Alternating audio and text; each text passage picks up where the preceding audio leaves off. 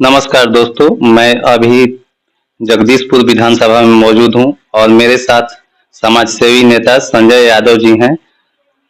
Sir, पहले तो आपका इंडिया न्यूज में स्वागत है। एनडीआर न्यूज को भी स्वागत है, नमस्कार है, प्रणाम है। सर, अभी यहाँ जैसे 2025 विधानसभा चुनाव होने वाला है जगदीशपुर विधानसभा में, जिसे भाई दिनेश जी अभी सोशल मीडिया पे भी काफी एक्टिव रहते हैं, समाज में जाते आते हैं, गरीब गुरबा के साथ मतलब उनका अच्छा व्यवहार है। तो आपको क्या लगता है कि उनको यहाँ से टिकट मिलना चाहिए या कोई और पार्टी? देखिए, भाई दिनेश की जहां तक बात है तो भाई दिनेश जी राजनीतिक कम सामाजिक कार्यकर्ता ज्यादा हैं और जहां भी रहते हैं वो समाज के विकास की बात सोचते हैं, विकास की बात में करते हैं और समाज के विकास के लिए लड़ते रहे हैं।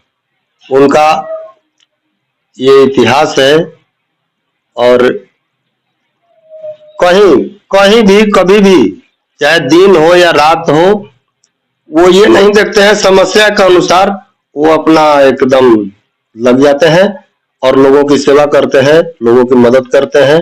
जरूरत के हिसाब से जहां भी जिसको जैसा जरूरत है उसके लिए वो अपने आप को निछावर रखते हैं। जैसे लोहिया जी भी अभी 2 बार से विधायक रह चुके हैं यहाँ के, तो वो भी तो अपना सीट के लिए दावा करेंगे, तो उसके बारे में आप क्या कहेंगे? देखिए, सीट के लिए दावेदारी तो बहुत लोग कर रहे हैं जी। कुछ लोग तो ऐसे भी लोग हैं जिनको क्षेत्र के बारे में पता तक भी नहीं है जी। और वैसे लोग भी दावेदारी में लगे हुए हैं कि हमको टिकट मिल जाए, हम विधायक बन जाए।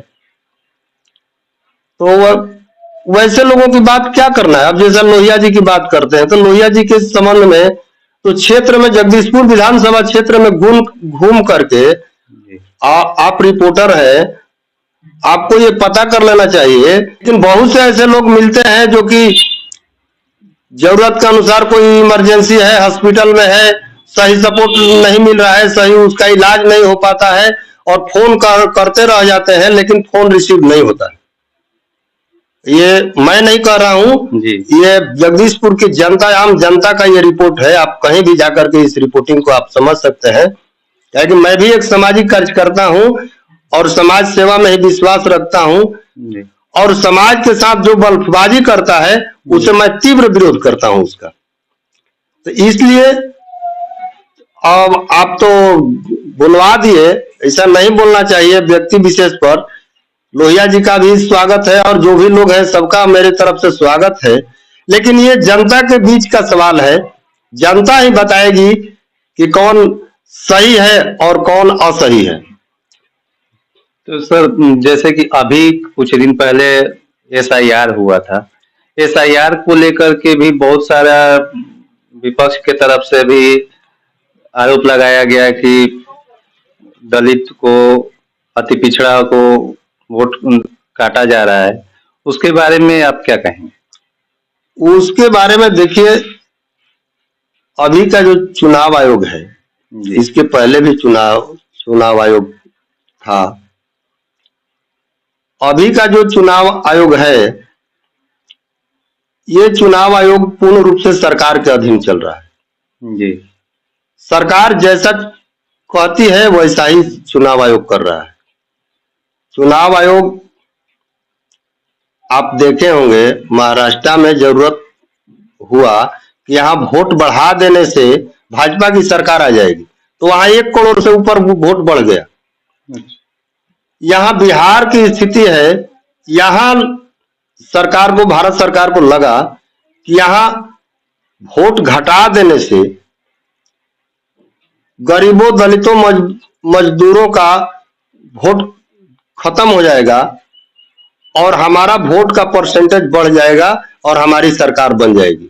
यही चुनाव आयोग का और भारत सरकार का यही मिशन है। तो आपका कहना यह है कि जो 65 लाख वोटर का नाम कटा हुआ है, वो कहीं ना कहीं मतलब दलित, अति पिछड़ा लोगों का नाम कटा हुआ है। अधिक से अधिक देखने लायक चीज है।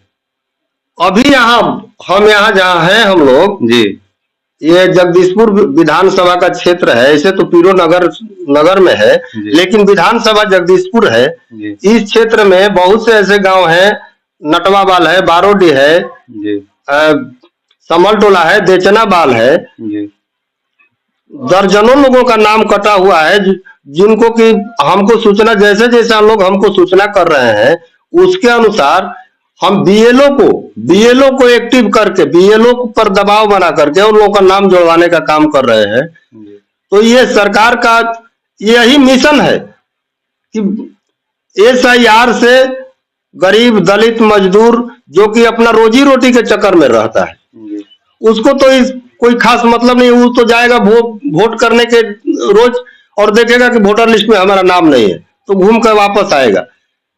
तो यही तरीका अपनाया है चुनाव आयोग, और यही सरकार का सिद्धांत है कि एसआईआर करने से गरीबों का नाम कटेगा और एनडीए की जो सरकार है वो सरकार सत्ता में आएगी। ये इसी के वजह से एसआईआर का ये कार्य कराया गया है, ऐसा एसआईआर कराया गया है। तेजस्वी जी बने या और कोई बने, लेकिन ये तय है कि यहाँ सरकार महागठबंधन की ही बनेगी, चाहे सीएम जो कोई हो। जी हाँ, सीएम तो मान लीजिए कि तेजस्वी कह रहे हैं, चाहे कांग्रेस का भी। तो कांग्रेस की तरफ से अभी कोई औपचारिक उस पे बयान नहीं आया है कि तेजस्वी यादव को लेकर स्टैंड क्लियर नहीं हुआ है, इसमें कोई दुविधा है, ऐसा क्या लग रहा है सर? ये देखिए, ये कांग्रेस का अपना मेथड है जी और महागठबंधन बहुमत में आएगी।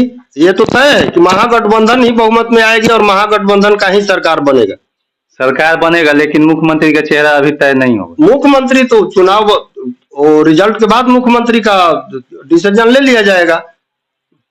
कौन मुख्यमंत्री के योग्य हैं उनको मुख्यमंत्री बनाया जाएगा।